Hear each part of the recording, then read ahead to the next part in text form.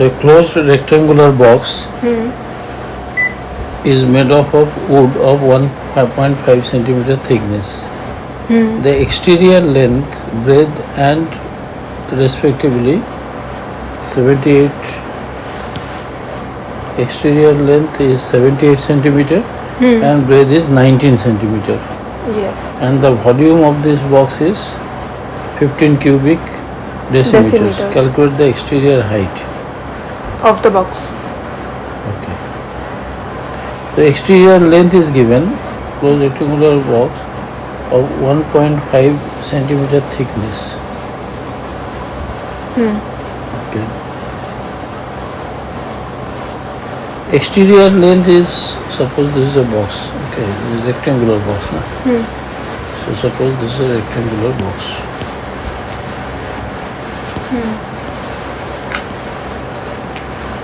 Now exterior length is 78 centimeter.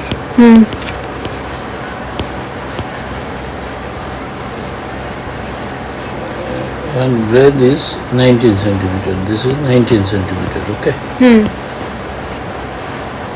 And total volume is, and the thickness of this box. Now thickness of the box is inside the. So what is the meaning of thickness here? Since it is given, exterior length is given, exterior breadth is given. Suppose exterior height to be found, right? This, and it is given. Calculate the exterior height of the. And the capacity of the box is 15 cubic. Capacity means now it is understood. Capacity means volume inside, not the external volume. Okay, volume inside. So what is the inside volume? Inside volume means thickness, length से क्या करना पड़ेगा? Thickness को subtract करना पड़ेगा. तो मान लो कि 1.7 सेंटीमीटर thickness है, तो ये जो 78 सेंटीमीटर है ना, उसमें से 1.5 इधर से जाएगा, 1.5 इधर से जाएगा, क्योंकि थिकनेस है ना वुड का. सिमिलरली जो ब्रेथ है 19 सेंटीमीटर, उसमें 1.5 इधर से जाएगा, इधर से माइनस करना पड़ेगा ना. अंदर तो थिकनेस छोड़ के वॉल्यूम होगा ना, इनसाइड कैपेसिटी. सिमिलरली हाइट, अगर एक्सटर्नल हाइट जो भी है हमको पता नहीं है, लेकिन एक्सटर्नल हाइट तुमको क्या निकलना है? एक्सटर्नल हाइट निकलना है क्या? Exterior height. तो एक्सटीरियर हाइट अगर h होगा तो एक्चुअल इनसाइड हाइट कितना होगा?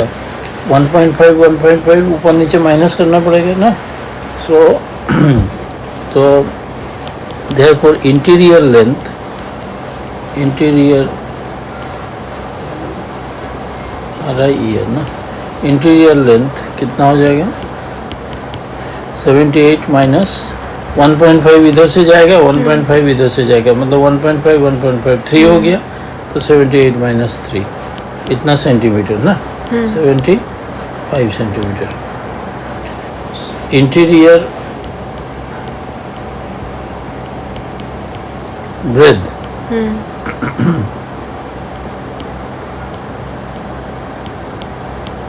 एक्सटीरियर ब्रेथ 19 है, सो 19 से 3 माइनस कर दो, करेक्ट ना?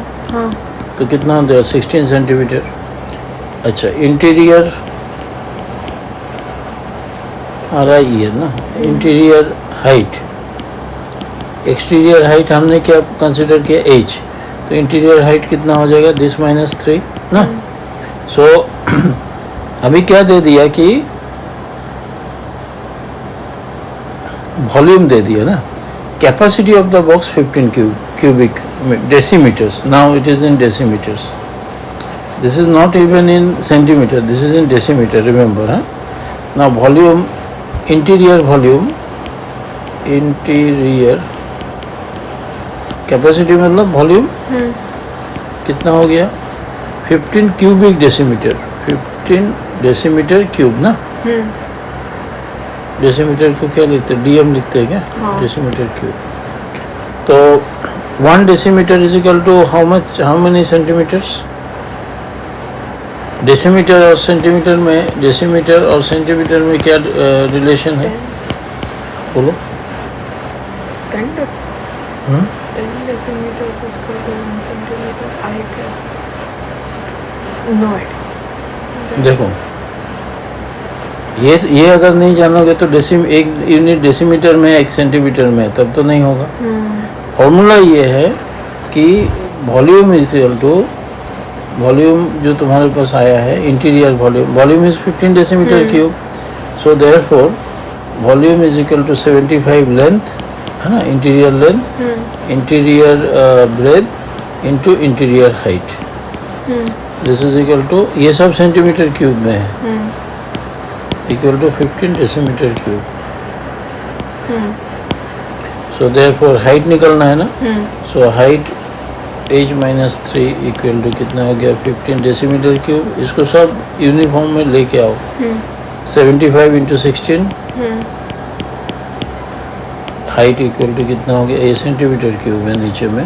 अभी हम यूनिट को सेम करेंगे, तो ये हो जाएगा 15 decimetre cube divided by 75 into 16 centimetre cube, ठीक है, प्लस 3 ना। अभी तुम बताओ डेसीमीटर और सेंटीमीटर में क्या रिलेशन है?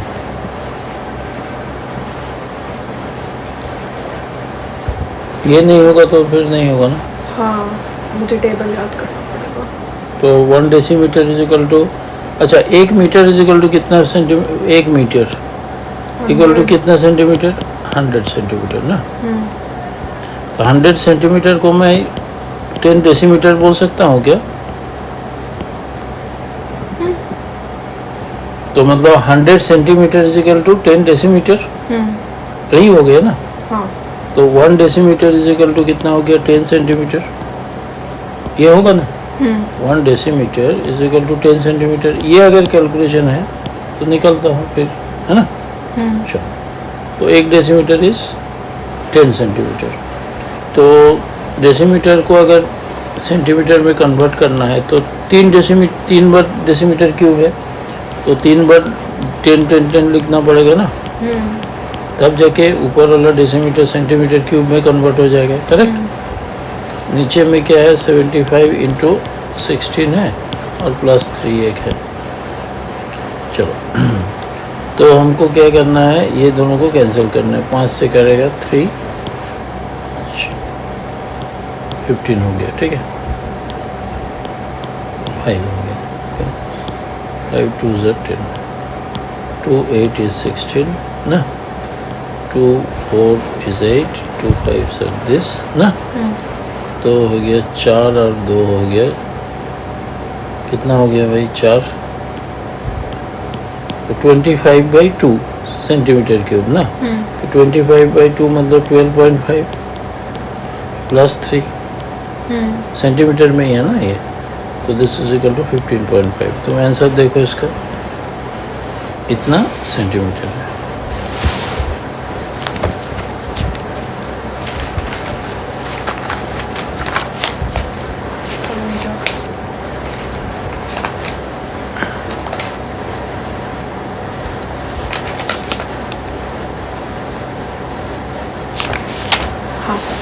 करेक्ट। तो हमको कहाँ पर, तो ये तुमको समझ में आया। हाँ। Interior length, interior breadth, interior height निकालने के लिए थिकनेस को डबल करके माइनस करने पड़ता है। ये क्यों 3 से माइनस हुआ ये पता चला ना।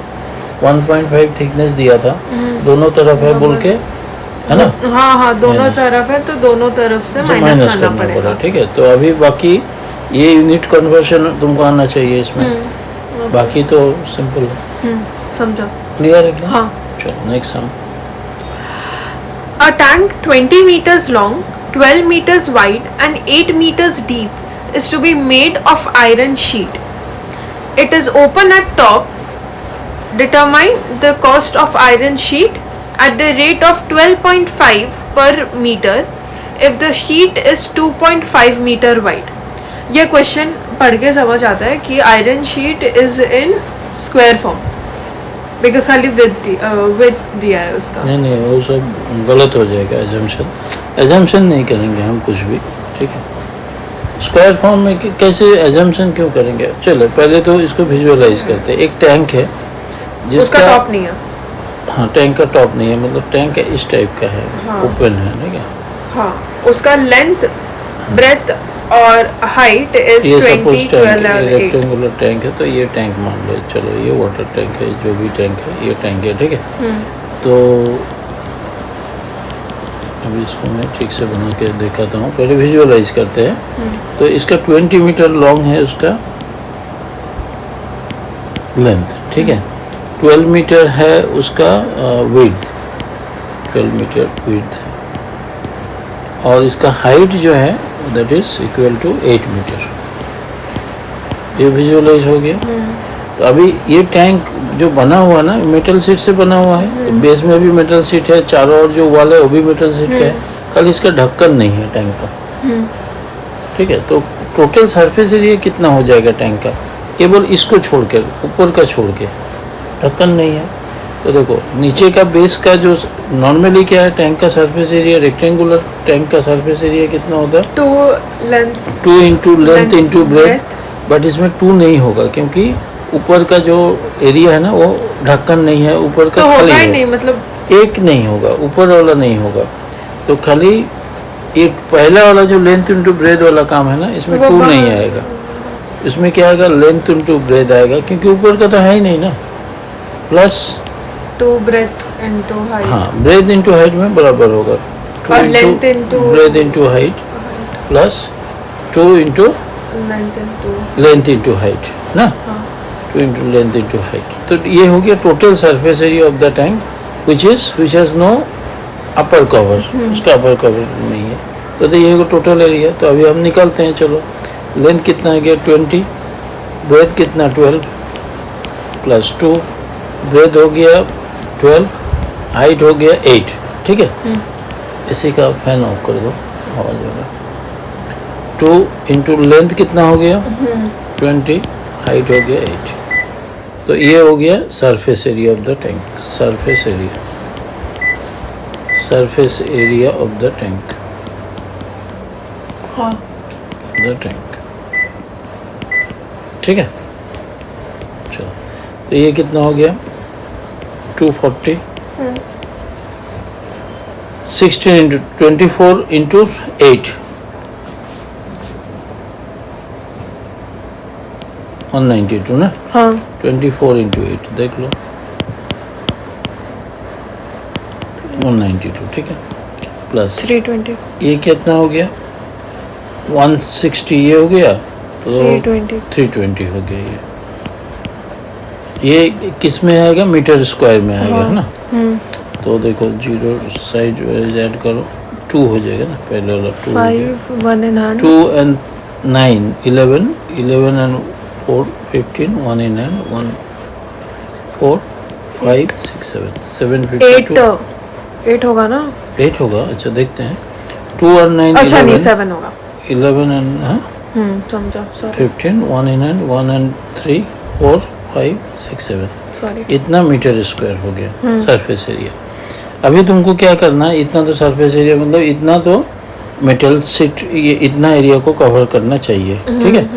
अभी determine the cost of iron sheet at a rate of 12.50 per metre, okay, if the sheet is 2.5 metre width.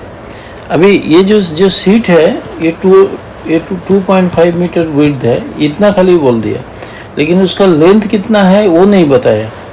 इसका केवल विड्थ बता दिया, इसका लेंथ नहीं बताया, ठीक है ना। तो ऐसा जो शीट है जिसका लेंथ नहीं पता है, तो मान लेते हैं कि लेंथ इसका L है। तो टोटल मुझे कितने एरिया का शीट लगेगा, इतना एरिया का शीट लगेगा नो लेट। मैं ये नहीं मानूंगा कि जैसे तुम पहले बोल रहे थे ना कि भाई 2.5 मीटर अगर इसका विड्थ वाइड दिया हुआ तो लेंथ भी 2.5 मान लो, ये एजम्पशन गलत भी हो सकता है, ठीक है। तो लेंथ हम निकालेंगे ना। तो मेरे पास एक सीट दिया हुआ है जिसका लेंथ मुझे नहीं पता है, खाली विड्थ पता है 2.5 मीटर। तो मान लेते हैं लेंथ L, ठीक है, या लेंथ X मान लेते हैं, चलो X is the length of this sheet. तो टोटल इसका एरिया कितना होगा 2.5 into X, total this area should be equal to this area ना। So let X equal to length of the sheet, ना, metal sheet. Therefore area of the metal sheet कितना हो जाएगा? Of the metal sheet, iron sheet ना, iron का बना हुआ, क्या लिखा है इसमें? Iron sheet. Iron sheet. तो कितना हो जाएगा? इसका 2.5 इंटू एक्स। दिस इज, ये जो एरिया है ना मेटल शीट का, ये पूरा कवर करना चाहिए 752। Therefore 2.5 into X equal to 752 metre square को कवर करेगा। तो एक्स इज इक्वल टू कितना हो गया? 752 बाई 2.5। एक जीरो हटा तो जीरो मिल जाएगा इसमें, ठीक है। चलो इसको कैंसिल कर सकते हैं। 752 को 20 से डिवाइड कर सकते हो। 720 और 57। 5 से तो कटेगा ऐसे। 7 कितना? 752 और जीरो ले लिया डेसिमल हटा के, तो 5 से कटेगा पहले। 515, डेसिमल में आएगा, ठीक है। चलो इतना तो हो गया। अभी क्या है? 1504/5 ये हो गया इसका लेंथ, है ना। तो डेसिमल में आएगा तो हम रहने देते। अभी क्या बोल रहा है कि determine the cost of iron sheet at a rate of एतो पर मीटर। तो देखो ये इतना मीटर हो गया, इसका लेंथ कितना? 1504/5 इतना हो गया इसका लेंथ। अभी दे दिया कि 1 मीटर का कॉस्ट है 12 रुपीज़ 50 पैसे ना। तो मुझे कितना मीटर चाहिए? इतना मीटर चाहिए, इतना मीटर चाहिए। तो अगर 1 मीटर का कॉस्ट मेरा 12.50 है, तो इतना मीटर का कॉस्ट कितना होगा? मल्टीप्लाई कर देंगे ना। तो cost of the metal sheet यहाँ पर कर देता हूँ मैं। समझ में आ रहा है ना क्या है? Cost of the metal sheet, iron sheet, है ना। तो हमें वो पता ही नहीं चला कि वो आयरन शीट स्क्वायर था या क्या था। नहीं पता चला, स्क्वायर नहीं था ना। स्क्वायर होता है तो क्या होगा? ये तो हम लेंथ कितना चाहिए वो ले लिया ना ये। तो cost of the iron sheet कितना हो जाएगा? ये 1 मीटर का कॉस्ट अगर 12.50 है, हाँ। तो इतना मीटर का कितना हो जाएगा? 1504/5 ये हो गया लेंथ 12.5 इंटू 12.5। इसके डेसिमल हटाओ, एक तुमको 10 मिल जाएगा इधर, ठीक है ना। तो तुम्हारा 5 इससे कैंसिल हो जाएगा। 25 हो गया ना। 25 5 5 से 25, 5 2 से 10, हाँ 2 से ये कैंसिल हो जाएगा 7, ठीक है। 7 14 हो गया। 5 2 752 इंटू 5, हाँ। तो 752 इंटू 5 से मल्टीप्लाई कर दो। इतना रुपीज़ लगेगा तुमको ना। 5 2 से 10, 0 1 in hand, 25 6 37 37 3,760 रुपीज़, ठीक है। So the cost of the iron sheet जो तुम खर्चा होगा इतना रुपीज़ INR, हाँ। इतना रुपीज़ 3,760 रुपीज़। तो अभी तुमने इसमें क्या सीखा? What you have learn? 2 minute.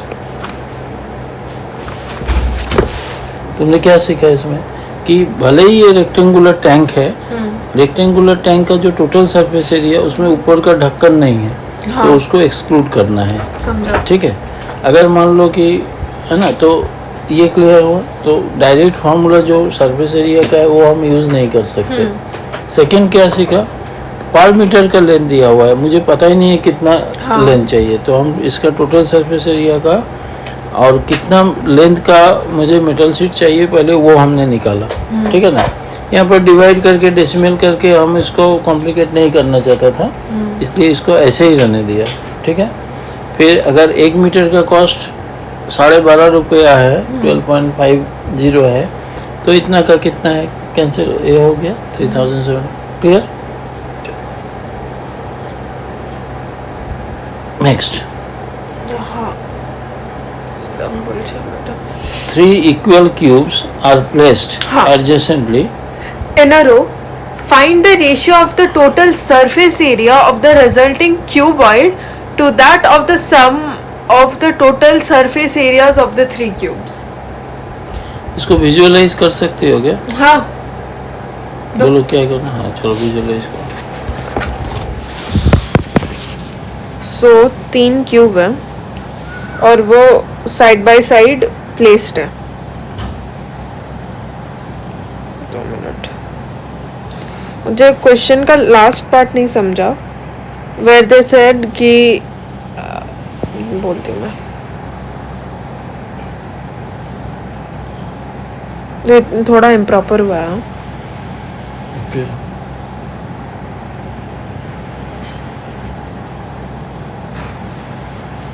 चलो फटाफट करो, स्पीड करो।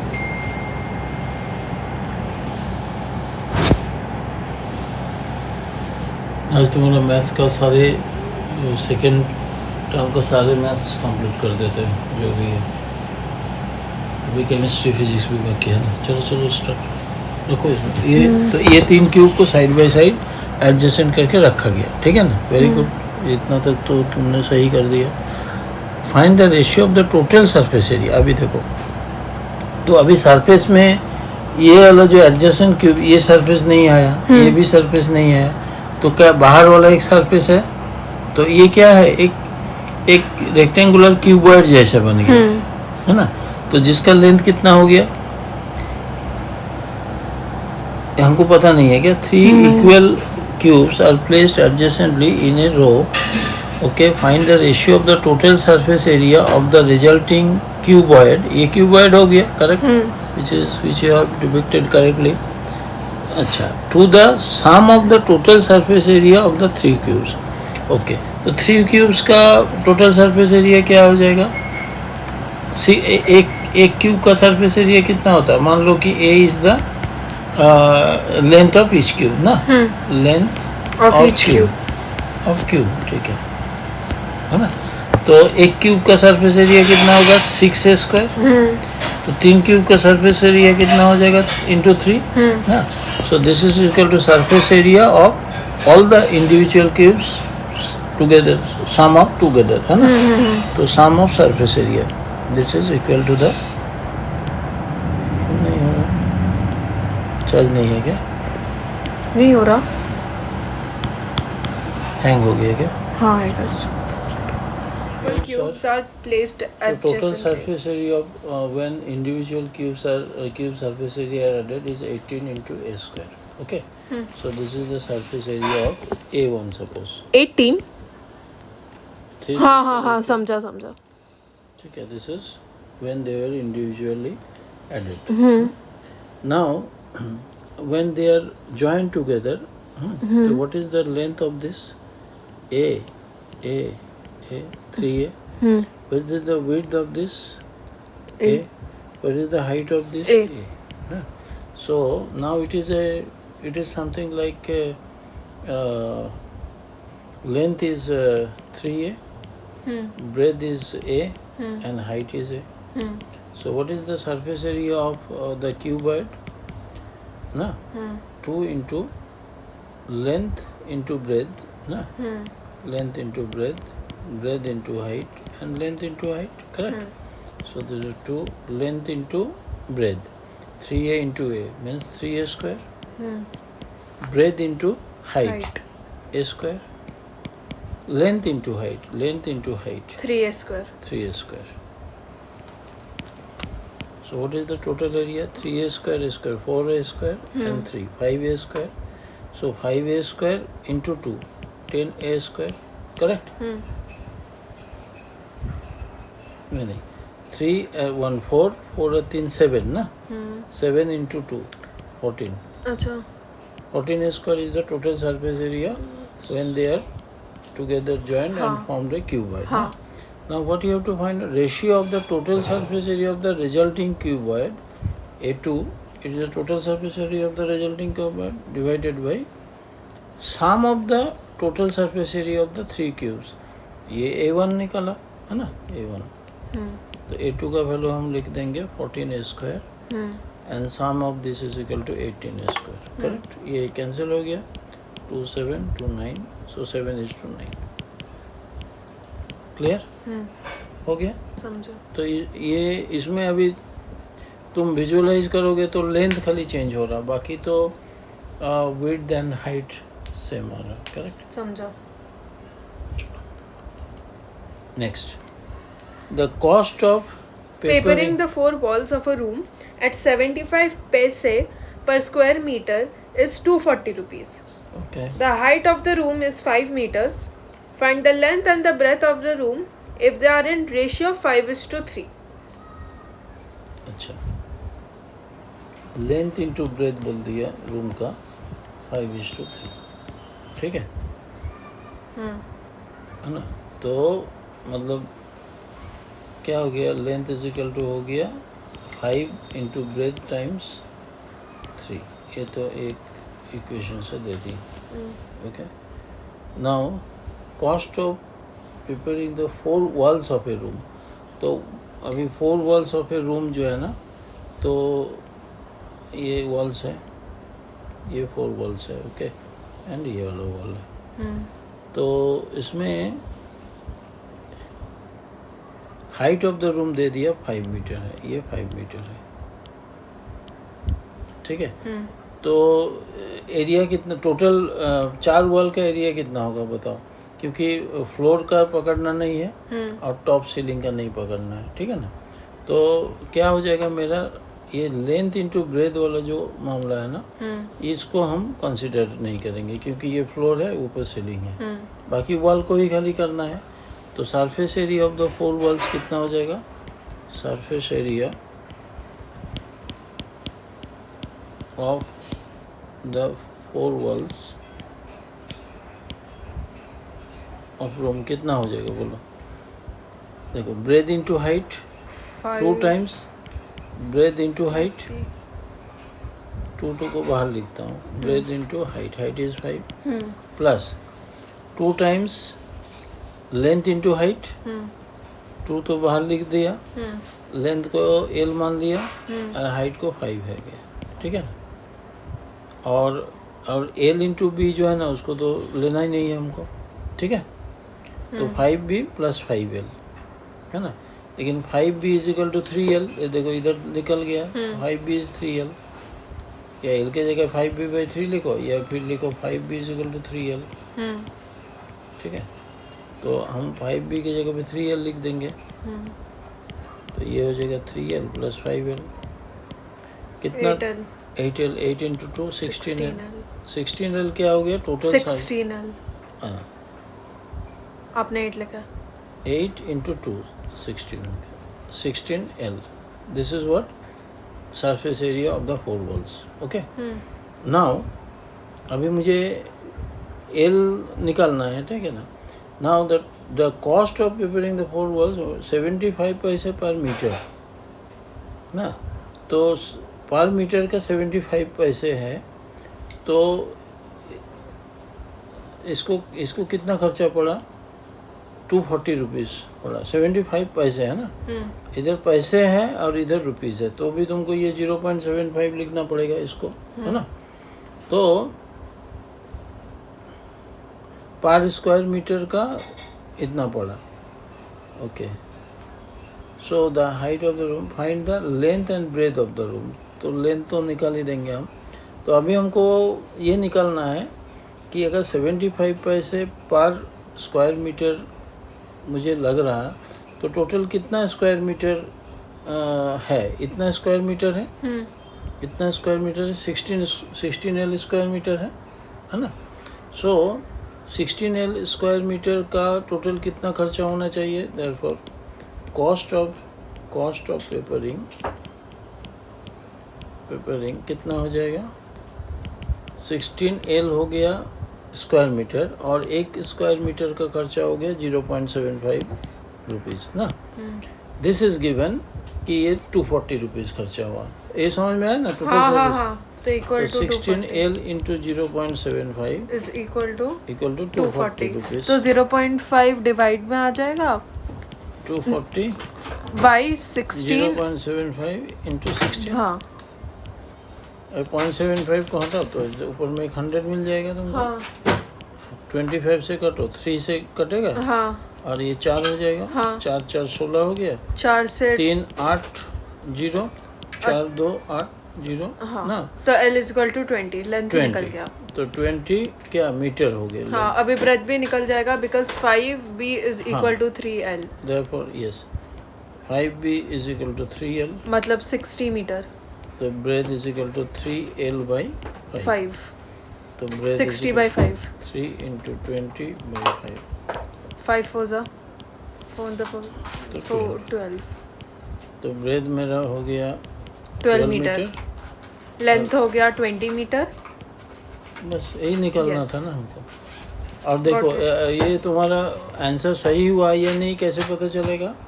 If the length and breadth in the ratio 5:3. हाँ देखो लेंथ इंटू ब्रेथ 20/12 हुआ, हाँ 4 से कटेगा, हाँ 5:3 है, सब ठीक है. समझा. तो गॉट. इसमें प्रॉब्लम क्या था पहले विजुअलाइज करना पड़ेगा. ठीक है, नंबर 1. सेकेंड, जैसे बोला गया कि भाई मेरा 0.75 पर मीटर स्क्वायर के हिसाब से 240 रुपीज़ खर्चा हुआ, तो टोटल जो एरिया निकला उसको 0.75 से मल्टीप्लाई करने से 240 रुपीज़ आया. इसमें भी ये 75 पैसे दिया, इधर रुपीज़ है, तो इसको 0.75 लिखना पड़ेगा. 75 लिखोगे तो गलत हो जाएगा. ठीक है ना, तो अभी लेंथ ब्रेथ निकल गया. समझा. करेक्ट. Last next. हाँ 14th. oh no, the dimension. अच्छा हाँ ये है. The dimensions of a solid metallic dimensions of A car petrol tank, sorry, car petrol tank. tank are 50 centimeter, 32 centimeter and 24 centimeter. Okay. एक Which- cuboid type का एक petrol tank है. हाँ. ऐसा है ना. चलो ठीक है. Length breadth height बोला था वैसे ही होगा. Okay. Which is full of petrol. 50. If a car's average consumption is 15 kilometer per liter, find the maximum distance that can be covered by the car. तो तुम बताओ इसको कैसे क्या सामान. वही. ये मैथमेटिक्स के साथ तो हमने वॉल्यूम निकालना सीखा बराबर. हाँ volume. Which is full of petrol, मतलब ये इसका टैंकी जो है ना फुल किया गया है पेट्रोल से. हाँ ठीक है. If the cars average consumption is 15 kilometre पर लीटर, मतलब 1 लीटर पेट्रोल से 15 किलोमीटर वो चलता है ना. तो वॉल्यूम निकाल के 15. तो इतना पेट्रोल में कितना किलोमीटर चलेगा, that is what you have to find. ठीक है ना. मैंने पहले वॉल्यूम निकाला वॉल्यूम था. निकालो. तो वॉल्यूम उसके बाद वॉल्यूम ऑफ द टैंक कितना हो गया? 24 into 32 into volume 50. Of the petrol tank हाँ equal to length into breadth into height. Hmm, लेकिन ये सेंटीमीटर में है ना. हम्म. और ये देखो किलोमीटर पर और लीटर में दिया अब किलोमीटर पर लीटर. है ना. तो ये थोड़ा सा सावधानी हो जाओ इधर है ना. हम्म. तो ये सेंटीमीटर क्यूब में आ रहा. चलो ठीक है. तो जो भी हुआ अभी हम कैलकुलेशन बाद में करेंगे. इतना वॉल्यूम हो गया. ओके. अच्छा मान लो एक, तो ये इतना सेंटीमीटर क्यूब. सेंटीमीटर क्यूब का मतलब क्या पता है? सेंटीमीटर क्यूब मतलब ऐसा क्यूब जिसका लेंथ 1 सेंटीमीटर हो, ब्रेथ 1 सेंटीमीटर, हाइट 1 इसको मिलीलीटर कहा जाता है ना, ml है ना. सेंटीमीटर क्यूब को देखो, ये सब यूनिट थोड़ा मतलब जैसे तुम्हारा दवाई का जो मेडिसिन है उसको क्या बोलता है, 10 ml लेना, 20 ml लेना. ml बोलते हैं ना. ml मतलब मिलीलीटर है ना. अभी मिलीलीटर कुछ भी नहीं है, ये सीसी बोला जाता है. कभी कभी सीसी भी बोला जाता है. CC is the short form of centimetre cube. And what is centimetre cube? ऐसा एक क्यूब जिसका लेंथ ब्रेथ विड्थ 1 सेंटीमीटर है, इसके अंदर जितना लिक्विड रहेगा उसको 1 ml लिक्विड कहा जाता है. तो 1 centimetre cube is equal to 1 millilitre. हाँ 1 centimetre cube is equal to 1 millilitre. Yes, क्योंकि सेंटीमीटर क्यूब को सीसी बोलते हैं. सीसी का मतलब भी मिलीलीटर है. और 1000 millilitre is equal to 1 litre ना. ये लीटर और मिलीलीटर में है. तो अभी हमको जो ये जो दिया ना 15 किलोमीटर पर लीटर, या तो तुम सेंटीमीटर क्यूब को मिलीलीटर जो है उसको लीटर में कन्वर्ट कर दो है ना. सेंटीमीटर को तुमको क्या करना पड़ेगा, लीटर में कन्वर्ट, ml को लीटर में कन्वर्ट करना पड़ेगा. ठीक है ना. ये तो इतना ml है ना. तो हम लिख सकते हैं ये 50 इंटू 32 इंटू 24 ml मिलीलीटर. या सेंटीमीटर क्यूब। तो इसको अगर लीटर में कन्वर्ट करना है क्या, तो क्या क्या करेंगे, 1000 से डिवाइड करेंगे ना, क्योंकि मिलीलीटर छोटा यूनिट है, लीटर बड़ा यूनिट है ना। तो इसको अगर हम लीटर में कन्वर्ट करना है तो 1000 से डिवाइड करने से ये हो जाएगा लीटर में। इतना पेट्रोल टैंक में इतना लीटर पेट्रोल तुम भर सकते हो। अच्छा, अभी क्या बोल दिया कि 1 लीटर से 15 किलोमीटर चलेगा, है ना। तो मान लो कि ये x डिस्टेंस तक चला, है ना। तो इतना पेट्रोल से अगर 1 लीटर में 15 किलोमीटर चलेगा तो इतना लीटर में कितना किलोमीटर चलेगा। यूनिटरी मेथड लगाओ, ज़्यादा चलेगा या कम चलेगा। 1 लीटर से देखो,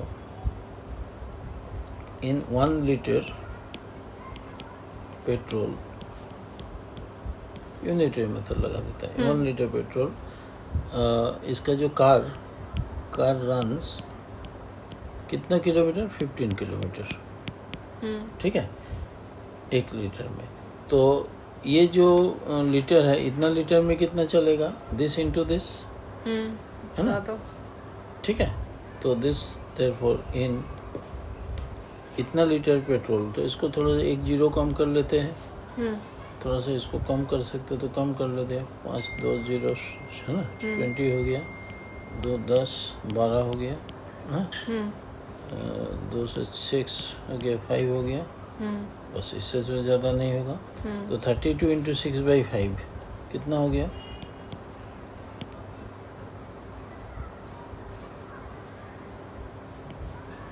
192/5 लीटर। तो इसको अगर करेंगे, डिवाइड करेंगे 190, कर देख लो, अभी कैलकुलेशन में गलत होगा तो गलत होगा। 15 हो गया, 192/5 ना,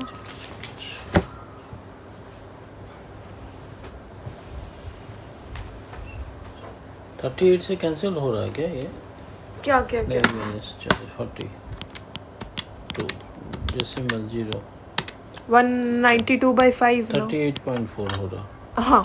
तो इन 38.4 लीटर पेट्रोल तुम्हारा इसमें जा रहा है, ठीक है। कितना किलोमीटर जाएगा, दिस इंटू 38.4,